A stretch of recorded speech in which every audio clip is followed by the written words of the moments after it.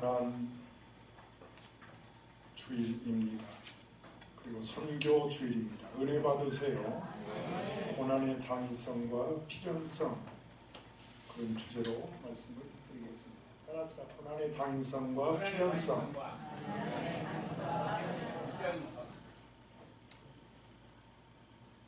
이분은 동정여인 아빌라 테레사라고 하는 분인데요. 성인입니다. 많은 사람이 추앙하는 분인데,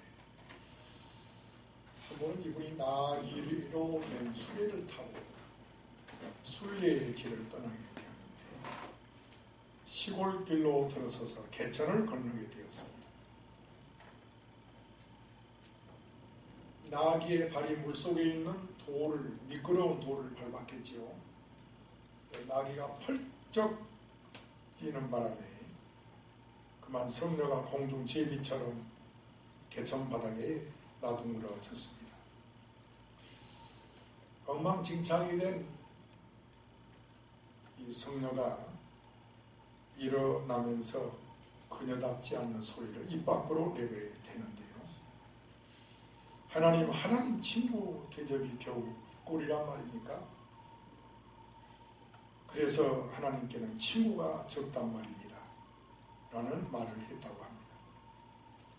이 테레사 성녀는 그 후에 이 일을 두고두고 눈물을 흘리면서 해결을 했다고 합니다. 하나님을 믿는 사람들, 특별히 하나님께 헌신하고 있는 사람들까지라도 고난이 심할 때는 하나님을 향해서 이렇게 부르짖습니다. 하나님은 나의 고난에 관심이 없으시나요? 정말 하나님은 나의 하나님이신가요? 정말 나를 사랑하시나요? 제가 하나님을 가장 필요로 할 때 하나님은 어디 계셨나요? 제발 저를 위해서 무엇인가를 해주십시오. 이렇게 부르짖고 있다는 것이지요. 그리고 원망도 합니다. 하나님, 제가 바라는 소원대로 이루어 주십시오. 이것을 이루어 주지 않으면 저는 하나님의 사랑을 받았다고 믿을 수가 없습니다. 하나님의 존재도 인정할 수가 없습니다. 하나님이 계시다면 나의 현실이 왜 이렇게도 힘듭니까? 이렇게 원망을 합니다. 여러분, 우리는 앞에 있는 고난에 대해서 절대로 하나님을 원망하지 맙시다. 우리 참고로 예수님의 경우를 여러분에게 소개하면, 사역 초기에 사탄이가 마태 4장 3절이지요. 만일 하나님의 아들이거든 돌을 떡이 되게 하라는 유혹을 합니다. 이때가 사역 초기인데요.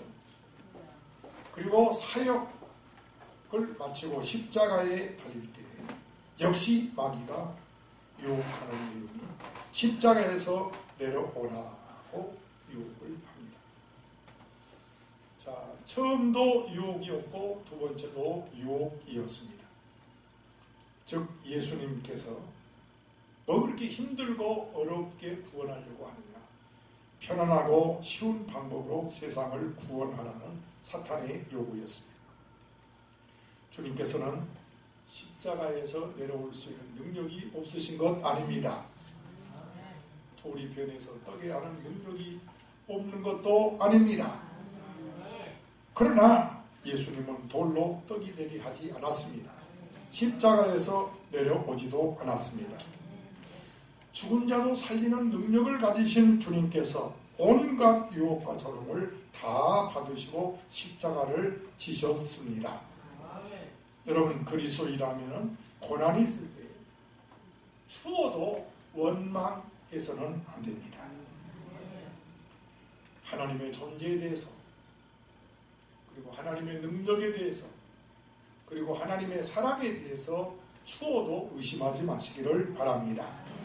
왜 나만 겪는 고난이냐고 불평하지 마세요. 고난의 뒤편에 있는 주님의 주신 축복 미리 보면서 감사하세요. 고난 앞에서 어떤 사람은 하나님이 안 계시다고 합니다. 여러분, 하나님이 안 계시면 어떻게 우주가 생기고 그 우주가 운행하겠어요? 어떤 사람은 하나님이 나를 사랑하지 않는다고 말을 합니다. 아무리 고난을 당해도 그렇지, 하나님이 사랑하지 않는데 세상에 어떻게 내가 지금까지 있을 수가 있어요? 여기 있다는 것은 하나님의 사랑받고 있다는 증거인 것이지요. 오늘 고난주간 맞이하는 여러분, 우리가 고난의 의미를 알아야 되겠습니다. 고난의 의미를 알아야 합니다. 여러분, 지금 앞에 고난이 왔나요? 원망하지 마세요. 고난의 의미를 모르면 안 됩니다. 우리 예수님께서는 많은 사람들이 아우성을 치면서 예수를 십자가에 못 박는 그 무서운 시간에 귀한 말씀을 남기셨습니다. 누가복음 23장 34절에서 아버지, 저들을 사하여 주옵소서. 따라합시다. 저들이 하는 것을 알지 못함이니이다. 모르기 때문이라고 했습니다. 얼마나 중요한 말씀입니까? 그렇기 때문에 알아야 합니다. 얼마나 중요한 말씀이에요. 자신들이 얼마나 큰 죄를 짓고 있다는 것을 모르고 있다는 거예요. 또한 그 결과가 어떻게 되는 것을 모르고 있습니다. 우리가 간혹 하나님을 원망하는 것은 하나님의 사랑이 어떻게 나타나고 있는지를 모르기 때문에, 무지하기 때문에 원망하는 것입니다. 고난에 대해서 알아야 합니다. 우리가 간혹 하나님을 원망하는 것 있어서는 안 됩니다. 하나님이 나를 사랑하는 것 의심해서는 안 됩니다. 그렇다면 그 모르는 원인이 뭘까요? 예수님에 대해서 무관심하니까 모르는 거예요. 현대에 4가지 무병이 있다고 하죠. 따라서 합시다. 무목적, 무감동, 무책임, 무관심. 목적 없이 사람들이 살고 있는 게 병이라는 거죠. 한 번쯤 물어보세요. 내가 왜 이렇게 일하고 있지? 내가 왜 이렇게 바쁘지? 한 번쯤 물어보세요. 목적 있이 바빠야지요. 무감동. 그래도 슬픈 일 있으면 눈물 내야지. 기쁜 일 있으면 웃어야지요. 그런데 사람들이 워낙 강팍해가지고 감동이 없어요. 무책임, 책임지겠다는 사람이 하나도 없어요. 더 무서운 것은 이 넷 중에 제일 무거운 것은 무관심. 유태인의 노벨 평화상을 받은 엘리 위젤 박사가 현대의 사회를 황폐케 하는 제일 무서운 악은 무관심이라고 했습니다. 사랑의 반대는 뭐죠? 미움. 그런데 이 박사님 말하기를 사랑의 반대는 미움이 아니라 무관심이라고 했어요. 아름다움의 반대는 뭐죠? 추함이죠. 이 박사님 말하기를 아름다움의 반대는 추함이 아니라 무관심이라고. 삶의 반대도 죽음이 아니라 삶과 죽음에 대한 무관심이라고 했습니다.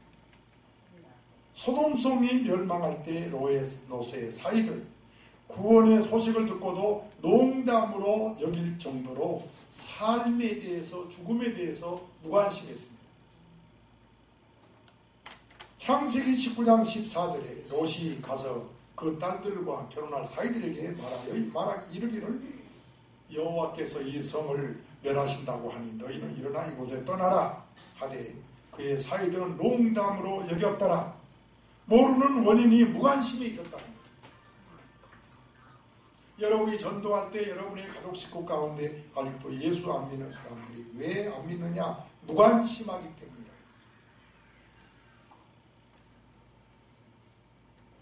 사랑하는 분이 전도하니까 교회에 나오고 싶은데 아직 관심이 없다는 거죠.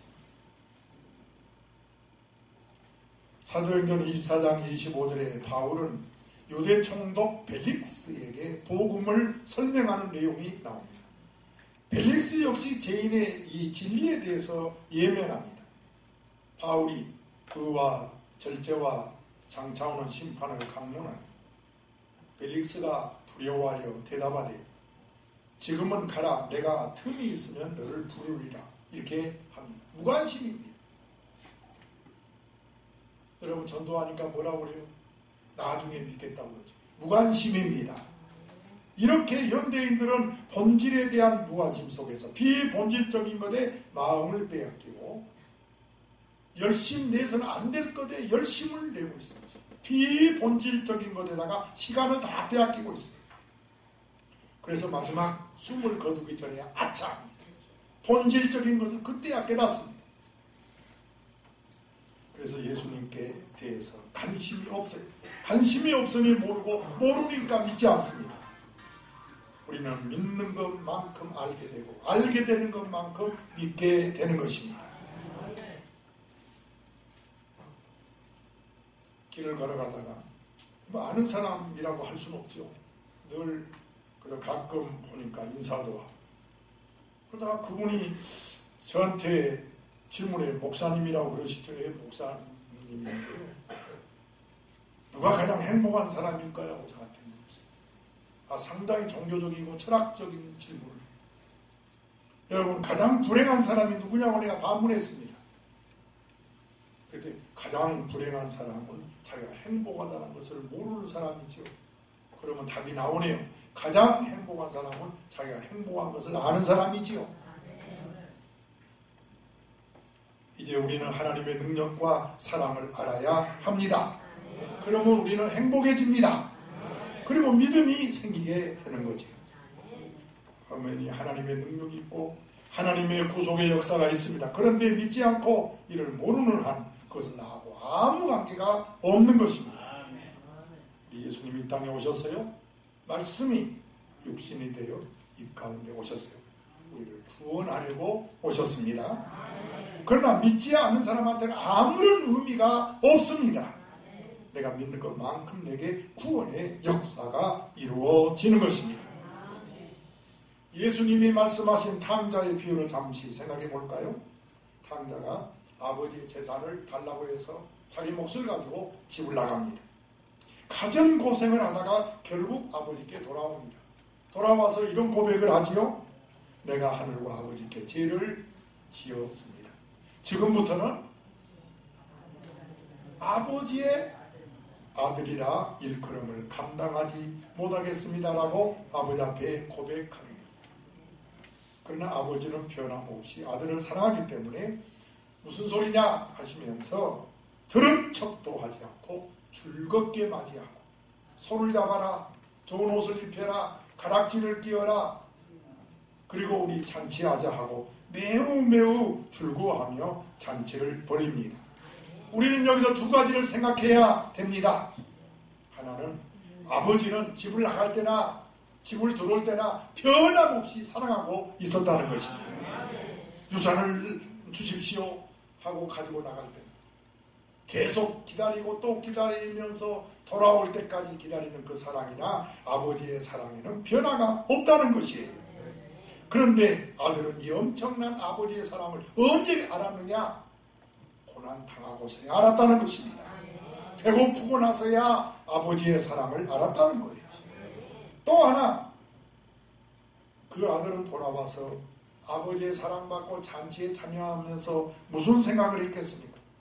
아버지가 이렇게 사랑한 줄 알았으면 진작 고생하지 말고 돌아올 걸. 좀 더 일찍 왔을 텐데. 나는 오늘 이 거룩한 주일에 십자가를 바로 알고 깨달으시기를 바랍니다. 아무리 내가 지금 고난을 당해도 우리는 하나님의 사랑을 의심해서는 안 됩니다. 지금 여러분이 아무리 힘들어도 아무리 병원에 입원했다 퇴원했어도 하나님의 사랑을 의심해서는 안 됩니다. 따라합시다. 원망하지 말자. 고난의 의미를 알자. 하나님의 사랑을 믿자. 이것이 내 앞에 고난이 있을 때 우리의 자세인 것입니다. 여러분, 그런 의미로 오늘 마태복음 16장 16절을 다 함께 봉독하겠습니다.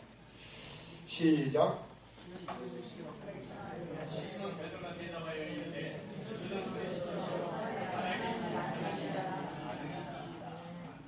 가끔 제가 성경을 설교 중에 읽으라 하면 읽은 분들은 그만큼 집중해서 설교를 들었다는 것이고, 그렇지 못한 분들은 딴 생각을 하고 눈만 저를 쳐다보고 있는 것이.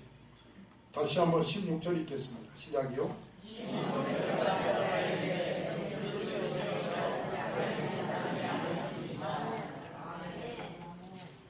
누구의 고백이다?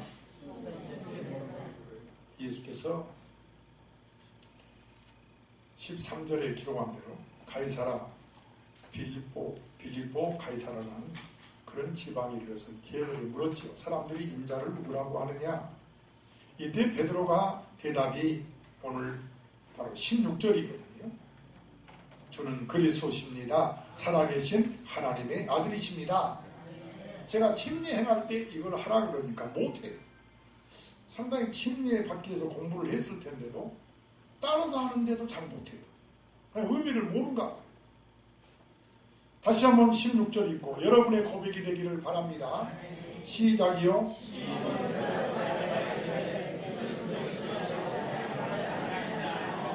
여러분 이 고백해야 침례 받습니다. 이 고백 안 하면 침례 받는 게 아니에요. 가장 핵심적인 것을 공부했을 줄로 알고 제가 한번 고백을 시키는데 못해요. 그래서 그럼 따라서 해보세요 해도 못해요. 세례는 베풀었지만 참 아쉬웠어요.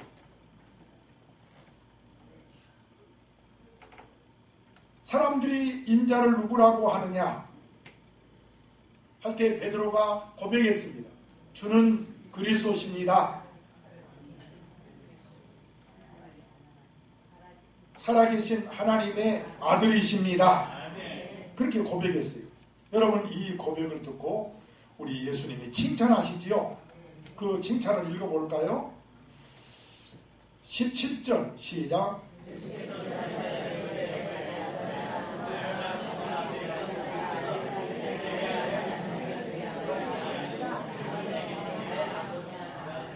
바로 이 고백이 나오게 하기 위해서 3년 동안 동행하면서 기적도 보여주고 무리도 걸어가시고 가르쳐 주신 거예요. 죽은 자도 살리고 오비영리의 이적도 행하시고 그런 기적을 왜 보여줬겠어요? 바로 예수가 누구인지를 알아라. 드디어 베드로가 고백하니까 주님 좋아하셨어요. 그리고 칭찬하신 거예요. 여러분이 교회에 나온다고 해서 다 기뻐하는 거예요.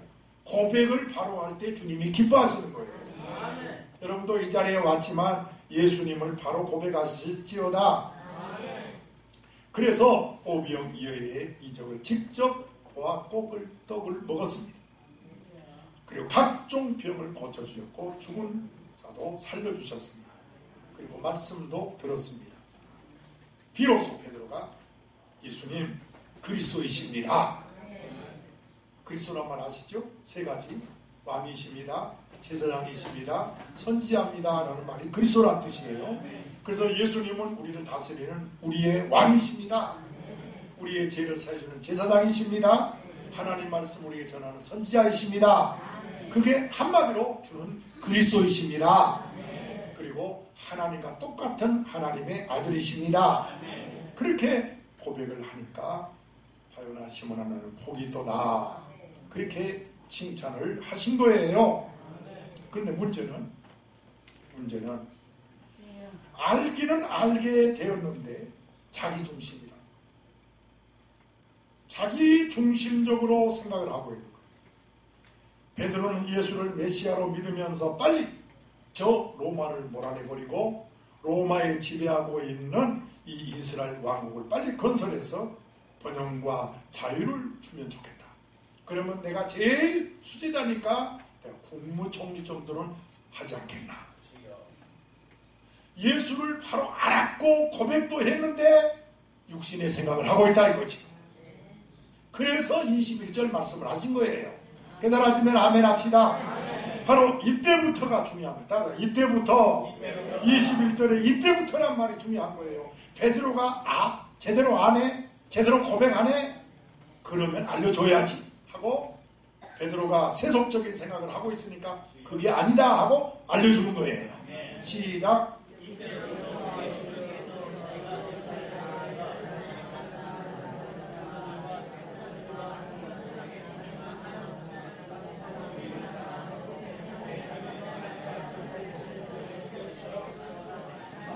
비로소 나타내시니라.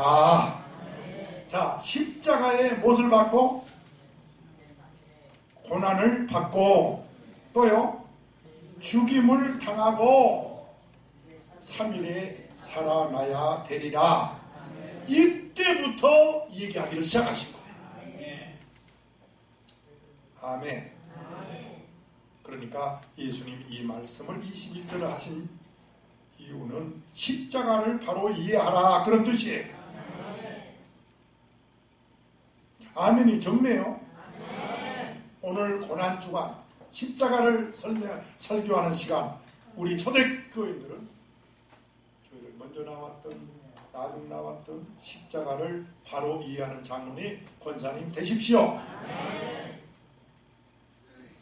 자, 예루살렘에 올라가서 제사장과 서기관들에게 많은 고난을 받고 죽임을 당하고 3일 만에 살아나야 할 것을 라고 말씀하십니다.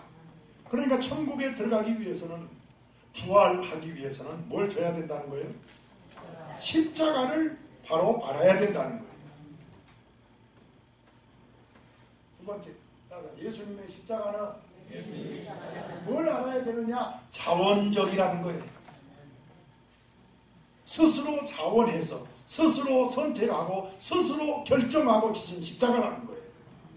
어떻게 그냥 도망가다가 붙들려서 지신 십자가가 아니라는 거예요. 이걸 먼저 알아야 됩니다. 눈이 밝아져야 되는데요. 아멘이 막 솟구쳐 올라야 됩니다. 이리저리 피하다가 부득이하게 지신 십자가의 고난이 아닙니다. 예수님이 지신 십자가는 선택적이라는 거예요. 스스로 자원해서 굳게 결심하시고 지신 십자가입니다. 예수께서 십자가 위에 지실 때 그 모습을 가장 가까이에서 지켜본 사람이 누굴까요? 베드로는 도망가 버렸어요.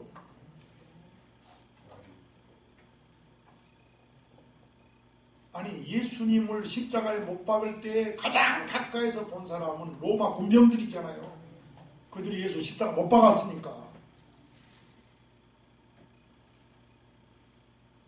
그 로마 백부장과 그 부하들인데, 그들이 십자가 사형을 집행하는 자들인데, 그 집행하던 자들의 입에서 놀라운 고백이 흘러나왔습니다. 그게 바로 마태 27장 54절이에요.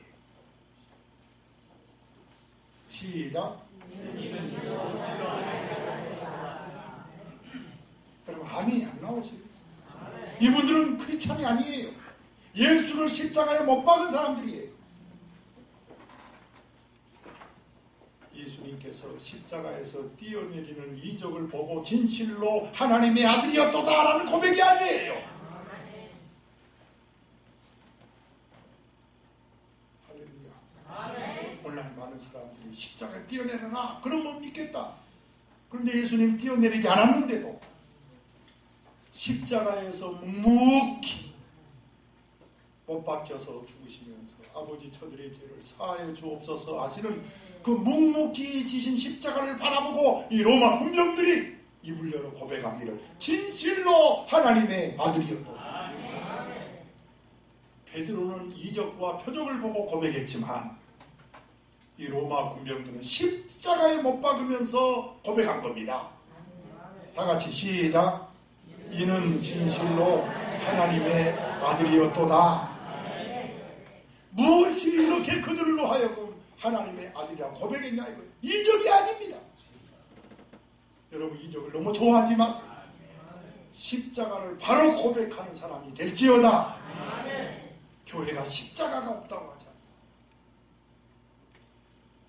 그래서 한국 교인들이 지금 십자가 없이 교회만 왔다 갔다 하니까 어려울 때 다 도망간다고 하지 않습니까? 그래서 강당의 주의종은 책임이 있습니다. 듣기 좋은 말보다도 십자가를 전하라는 거지. 이게 복음 중에 복음이라는 겁니다. 십자가는 크게 합시다. 부활로 통하는 길이라는 것을, 예수의 십자가는 부활로 가는 과정이라는 것을 잊지 말아야 합니다. 생명으로 통하는 길입니다. 자, 지금부터 잘 들으십시오. 나는 여러분들이 다 은혜 많이 받았으면 좋겠어요. 일주일 내내 성경 안 보고 이것저것 하다가, 저는 일주일 내내 여러분을 위해서 기도하고 말씀 준비하고 서서, 아버지 오늘 주의 자녀들이 은혜 받게 해주세요. 그런데 설교를 준비하는데 하나님께서 신명기 8장 2절 말씀을 또 저에게 감동으로 주신 거예요. 내 하나님 여호와께서 이 40년 동안에 내게 광야의 길을 걷게 하신 것을 기억하라. 따라서 기억하라. 왜 하나님이 이스라엘로 하여금 광야의 길을 걸어가게 했느냐? 이는 너를 낮추며 너를 시험하사 내 마음이 어떠한지, 그 명령을 지키는지 지키지 않는지 알려 하십니다. 여러분, 40년 광야길을 걷는다고 하는 것, 이유가 뭘까? 광야는 애롭고 고통스럽고 희망이 보이지 않고 끝이 보이지 않고 하염없이 눈물이 있는 내 앞에 있는 이 고난, 이 고통, 왜일까? 빨리 깨달아야 합니다. 그것은 바로 하나님이 나에게 낮추게 하려 합니다. 하나님은 아주 우리가 깨지기를 바라는 거예요. 낮아지기를 바라는 거예요. 나라고 하는 거 빨리 십자가에 못 박으라는 거예요. 이것이 살아있어서 계속 하나님이 광야를 걷게 하십니다.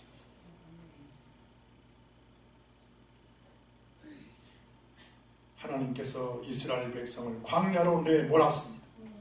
고난을 주신 이유는 낮추게 하려 하심이니라.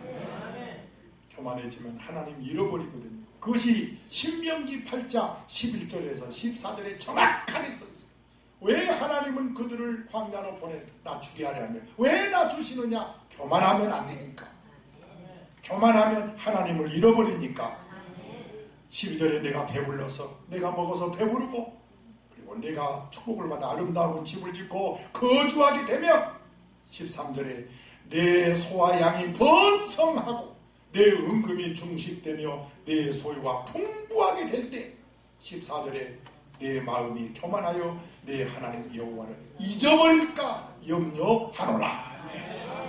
우리 하나님 우리를 너무 사랑하셔서 내가 너에게 축복을 주고 싶지만 네가 축복받고 나서 교만할까 봐 때때로는 내가 너를 낮추기 위해서 고난을 주는 것이다.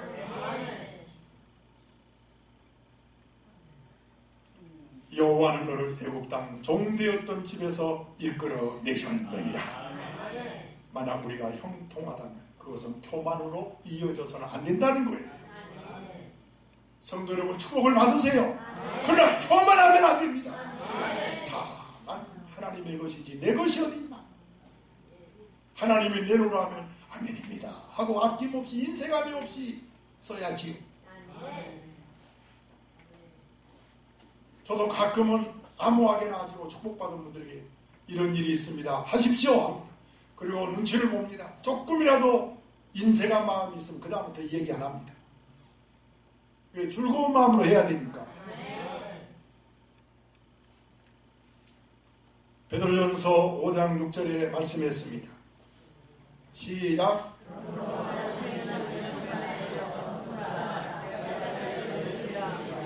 겸손은 축복의 근원이에요. 교만은 패망의 선봉입니다. 그러므로 다시 한번 신명기 8장 2절에서 광야를 걷게 하는 것은 너를 뭐하게 하려 합니다? 낮추게 하려 합니다. 그 다음에 두 번째가 너를 시험해서 순종하는지 안 하는지를 알려 함이라. 여러분, 순종하는 것을 하나님은 원하십니다. 왜요? 아브라함이 순종하니까 여호와 이레의 복을 주신 것처럼 복을 주시기 위해서는 먼저 시험을 해보시는 거예요. 그러므로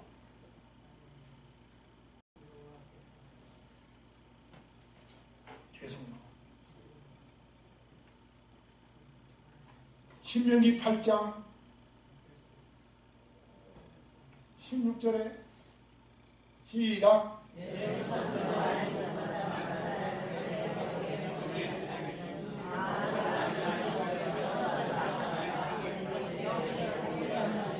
여러분을 낮추시고 여러분을 시험에서 순종하는지 안 하는지를 알려 하는 것은 마침내는 결국 복을 주려 하심이니라. 오른손 들고 아멘 합시다. 나는 오늘 여러분들이 이 사실을 꼭 깨닫고 하나님은 어제나 오늘이나 동일하십니다. 여러분 중에 일시적인 고난이 왔나요? 아니면 몸이 많이 아프나요? 광야의 삶을 살고 있나요? 끝이 안 보이나요? 그것은 부활로 가는, 축복으로 가는 통로인 줄로 믿습니다. 욥기서 42장 12절에 보니까 욥이 인내하고 원망하지 않고 자기 앞에 고난을 이겼더니 처음 복보다 더 많은 복을 주셨더라. 여러분, 욥이 고난 앞에서도 원망하지 않고 겸손하고 순종했더니 결국 하나님 앞에 회복되는 복을 받게 되었습니다.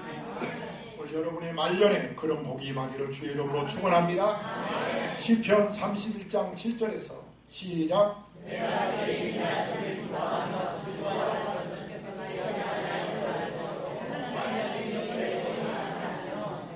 주님은 나의 고난을 보십니다. 여러분이 환난 중에 있는 것을 아십니다.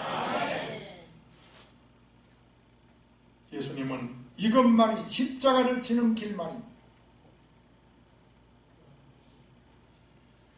생명의 기름을 아셨습니다. 그래서 편하고 쉬운 방법, 떡으로 돌로 떡 되게 한 것도 아니고 십자가 띄어내린 것도 아니고 요한복음 12장 24절에 말씀한 것처럼 시작.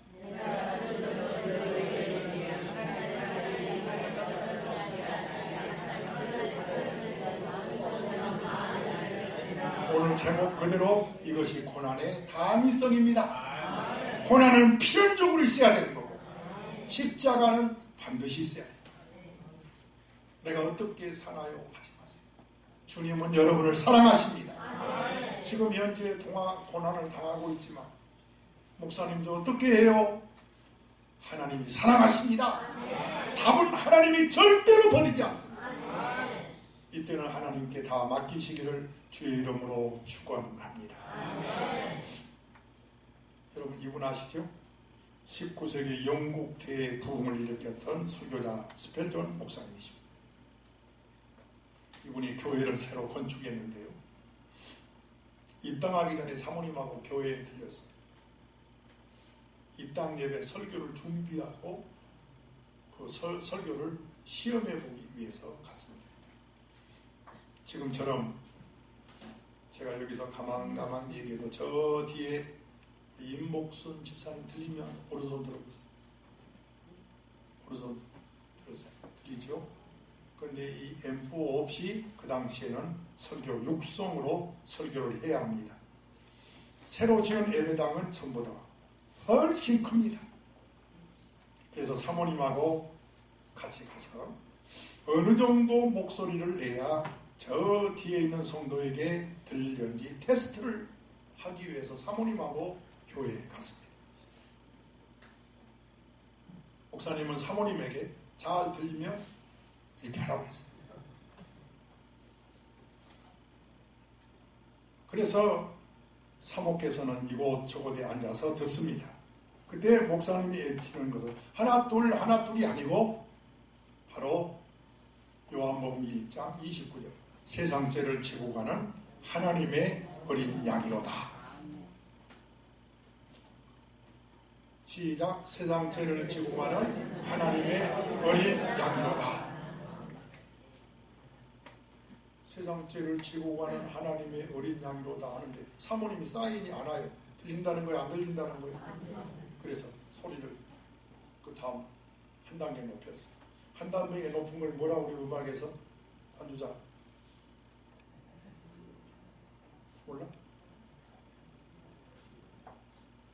조금 더 세상 죄를 지고 가는 하나님의 어린 양을 보라.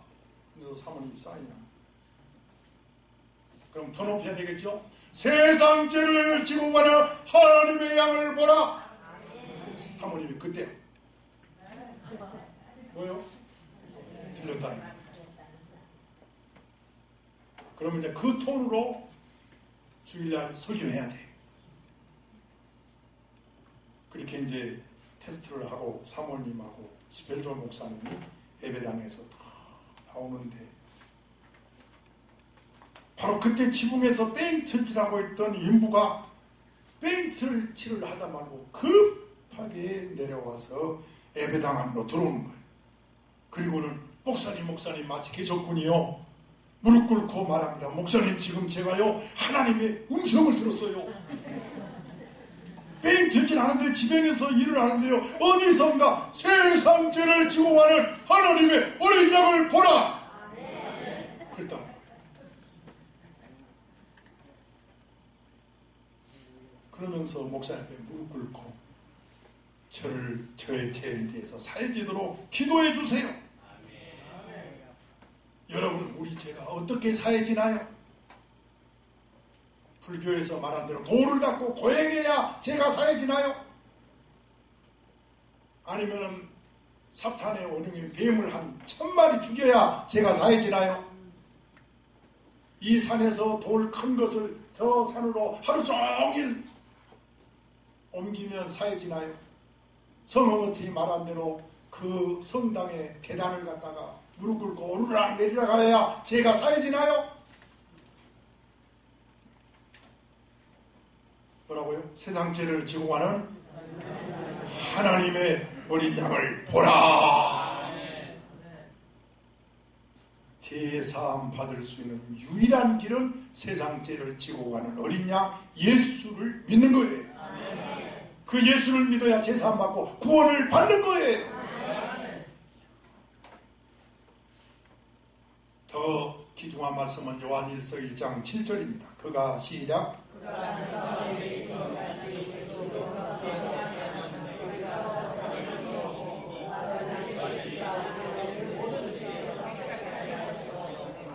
예수를 믿는 진정한 목적은 제사함을 받기 위해서. 그런데 그 제사함은 예수를 믿어야 구원받기 때문에 기분이 나쁘다거나 교회 안 나와 그런 말 하는 게 아니에요. 왜? 죄와 관계된 것이니까 예수를 믿는 거예요. 요즘 사람들은 자신을 향해서 죄인이라고 하면 싫어합니다. 하나님이 계시다는 걸 믿지 않으면 고집부려요. 그래서 예수를 바라보지 않습니다. 십자가를 생각하지 않습니다. 사순절 고난주간입니다. 세상 죄를 지고 가는 히브리 3장 1절 예수를 깊이 생각하는 고난주간 되시기를 바랍니다. 오늘 주일 지나고 한 주간만이라도 새벽에 와서 기도하시면서 십자가 지신 예수님을 깊이 생각하십시오. 나를 위해서 이 땅에 오셨습니다. 나 대신 십자가를 지셨습니다. 내가 져야 할 십자가를 예수님이 대신 지셨습니다. 그래서 22절입니다. 오늘 마태복음 본문 22절 시작.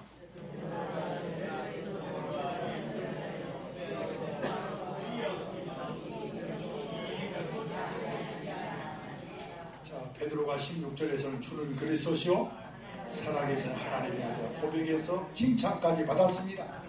그때 주님은 비로소 십자가를 얘기한 거예요. 내가 십자가에 죽은 다음에 3일 만에 부활하리라. 그런데 베드로가 가로막는 거예요.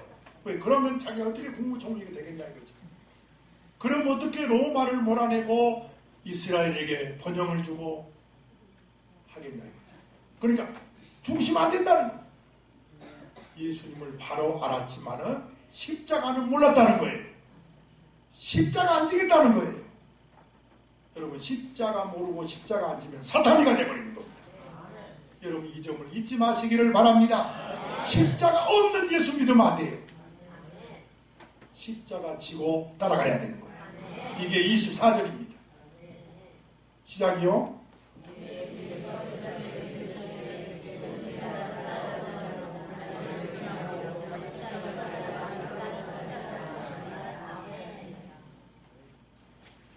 십자가를 가로막는 베드로를 향해서 사탄아 물러가라. 마지막입니다. 그리스도인의 고난은, 여러분 지금 당하고 있는 그 고난은 적어도 우연이 아니다, 그렇게 믿으시기를 바랍니다. 해보세요. 나의 고난은 우연이 아니다. 필연이 있을 뿐이다. 하나님의 섭리가 있어요. 그래서 우리 그리스도인의 고난은 당위성이 있고 필연성이 있는 겁니다. 전도서 7장 14절에 제가 대신방 때 굉장히 많이 말씀을 전했습니다. 형통한 날에는 기뻐하고 공고한 날에는 뒤돌아 보아라. 이 두 가지를 하나님이 병행하게 하셨느니라. 사람이 그의 장래를 능히 헤아려 알지 못하게 하셨다. 고난의 날에는 뒤를 돌아봐라. 그래서 고난은 필연적으로 있어야 되는 거예요. 나를 돌아봐야 되니까요. 이웃을 돌아봐야 되니까요. 예수님을 바라봐야 되니까요. 그래서 고난이 있는 거예요. 우리 예수님은 십자가의 고난을 앞에 하고 이런 말씀을 하십니다. 요한복음 18장 11절입니다. 바로 앞에 십자가가 있는데 예수님이 하신 말씀, 시작. 그런 성도가 될지어다. 나 이 교회 안 나와. 그러면 안 돼요. 내가 어찌 이 잔을 마시지 않겠습니까? 나는 이 잔을 마시겠습니다. 엄청난 십자가의 고난도 하나님의 사랑 안에서 수용하고 있습니다. 그래서 오늘 24절이 중요한 거예요. 예수 믿는 사람은 자기에게 주어진 십자가를 져야 합니다. 오늘은 고난주간이 시작되는 종료주일입니다. 누가 예수를 죽였습니까? 성경은 정확하게 그 범인을 낱낱이 연구하는데, 처형을 한 제사장들, 요구한 제사장들, 집행한 로마 군인들, 예수를 넘겨준 유다. 그런데 말입니다, 또 하나의 공범이 있는데 그 공범이 누구냐 하고 사도행전 4장 10절에 말씀합니다. 이것이 오늘의 결론입니다. 바로 누굽니까? 예수님을 십자가에 못 박은 사람들은 제사장들이나 로마 군인들이나 유다만 아니라면 또 하나의 공범이 있는데 손 내세요. 우리들이라는 거예요. 읽겠습니다. 시작.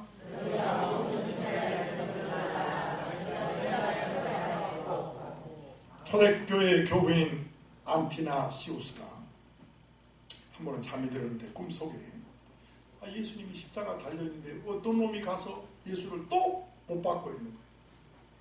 그래서 깜짝 놀라가지고 어떤 놈이냐? 어떤 놈이 우리 예수님을 십자가에 못 박는 거야? 하고 가서 붙들고 얘기하는데 그가 딱 뒤돌아보는데 바로 자기예요. 자기 모습. 그래서 안티나 시우스 교부는 잠에서 깨어나 얼마나 통곡하는지, 오 주님 자비를 베풀어 주세요. 내 죄로 인해서 예수님이 또 십자가에 못 박히고 있군요. 여러분 지금 내가 죄를 짓고 있을 때 다시 예수를 못 박고 있다는 거예요. 이거를 깨닫고 오늘 고난주간 주의 십자가를 깊이 생각하면서 지금 내 앞에 있는 고난, 그건 필연적이다. 하나님의 섭리가 있는 것이다. 이렇게 결론을 내리면서 승리하시기를 주의 이름으로 축복합니다.